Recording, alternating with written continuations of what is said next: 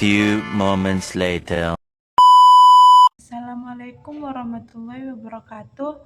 Perkenalkan, nama saya Nurfatma Sria Rambeh, NPM 2409100175, Prodi Sistem Informasi 2B, mata kuliah Struktur Data. A few moments later. Video ini dikerjakan sesuai dengan nomor HP 4 digit terakhir saya, yaitu 7423. Soal yang akan saya jelaskan di pertemuan pertama itu adalah nomor 7. A few moments later. Yang akan saya jelaskan di pertemuan pertama itu adalah nomor 7. Soalnya, buat algoritma untuk menghitung luas permukaan sebuah kubus dengan panjang sisi yang diberikan. Jawabannya, untuk menghitung luas permukaan sebuah kubus, kita perlu mengikuti langkah-langkah berikut. 1. Pertama-tama, kita harus mendeklarasikan variabel yang akan digunakan. Dalam kasus ini, kita menggunakan variabel sisi untuk menyimpan panjang sisi kubus dan variabel luas permukaan. Untuk menyimpan hasil perhitungan luas permukaan kubus.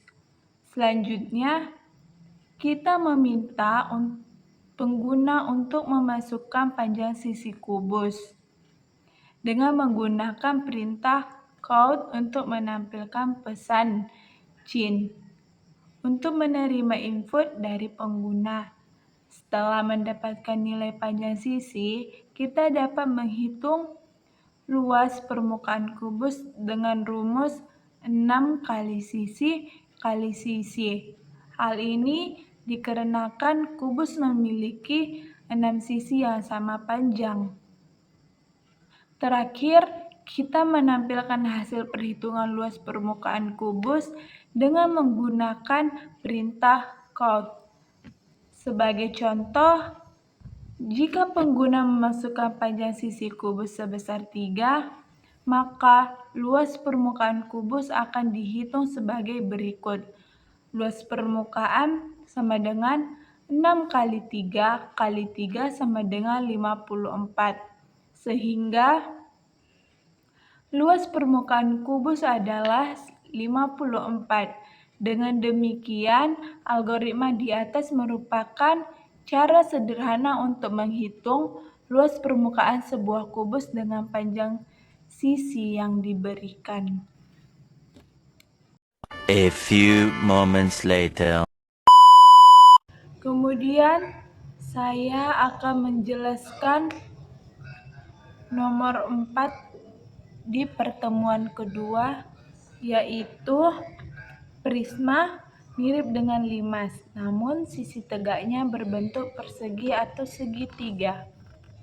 Prisma adalah bangun ruang yang mirip dengan limas, tetapi sisi tegaknya memiliki bentuk persegi atau segitiga.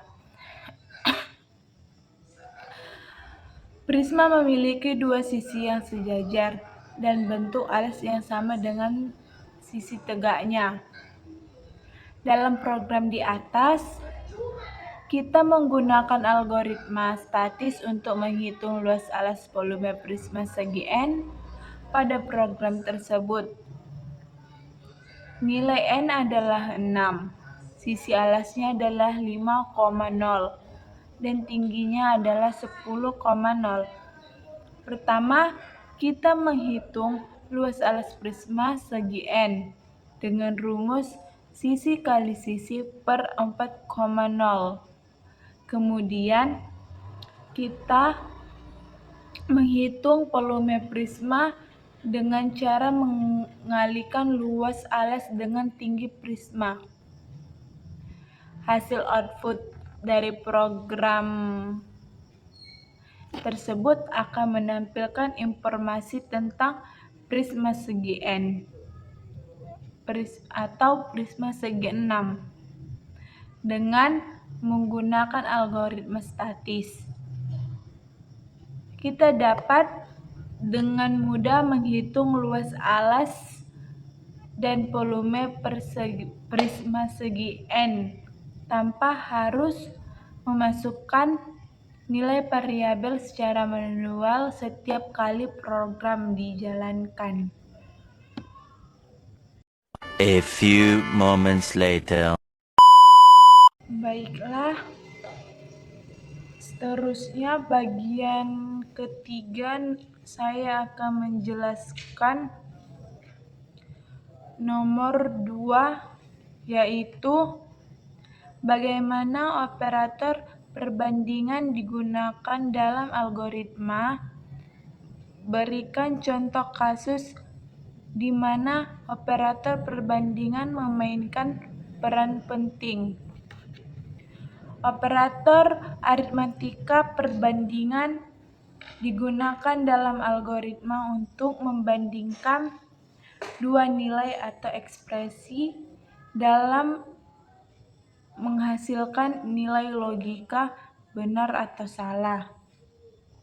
Sebagai hasilnya, operator ini membantu program untuk membuat keputusan berdasarkan perbandingan nilai-nilai tersebut. Sebagai contoh, kita bisa menggunakan operator perbandingan dalam algoritma untuk memeriksa apakah dua nilai sama atau tidak. Misalnya, jika kita memiliki dua variabel A dan B, kita bisa menggunakan operator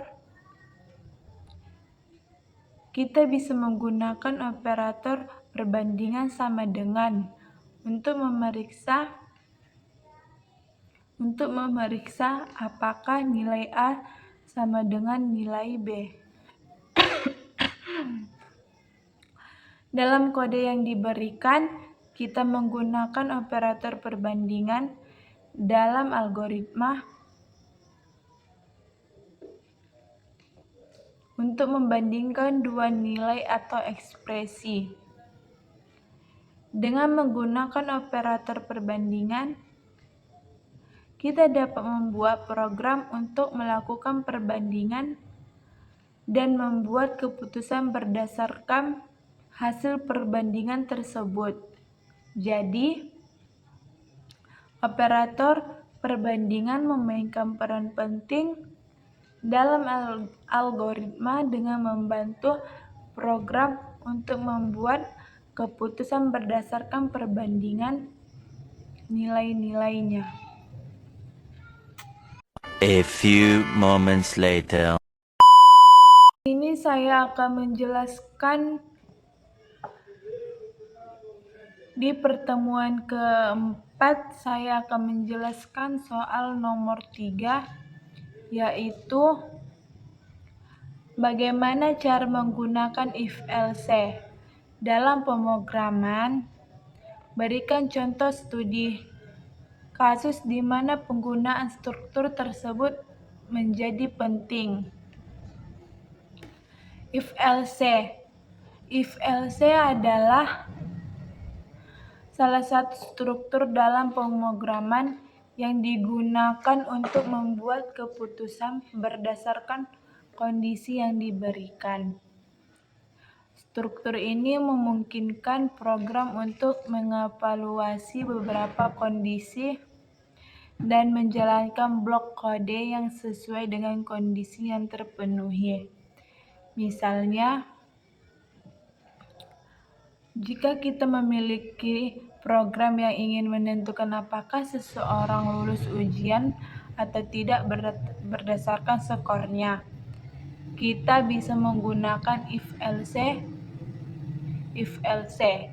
Berikut adalah contoh kode programnya. In skor sama dengan 70. If skor lebih besar sama dengan 80, sistem out print Selamat, Anda lulus dengan nilai tinggi. Else if skor lebih besar sama dengan 60. Sistem out print, Anda lulus dengan nilai cukup. Else sistem out print, maaf, Anda belum lulus.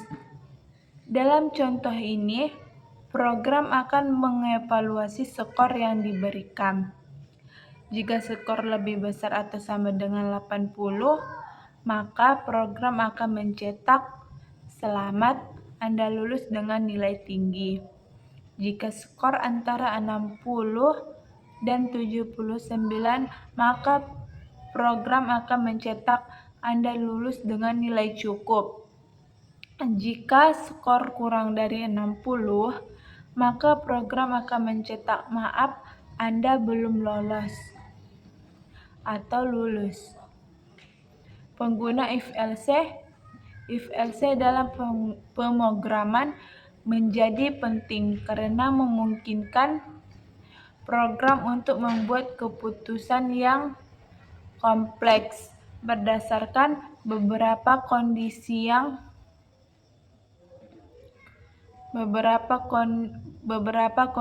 yang berbeda.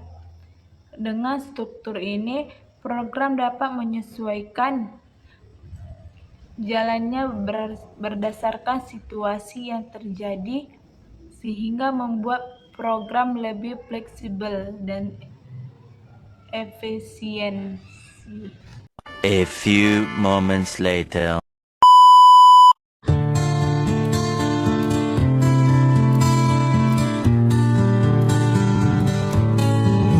A few moments later. Sekian yang bisa saya sampaikan. Saya sudahi dengan salam. Assalamualaikum warahmatullahi wabarakatuh. Bye. A few moments later.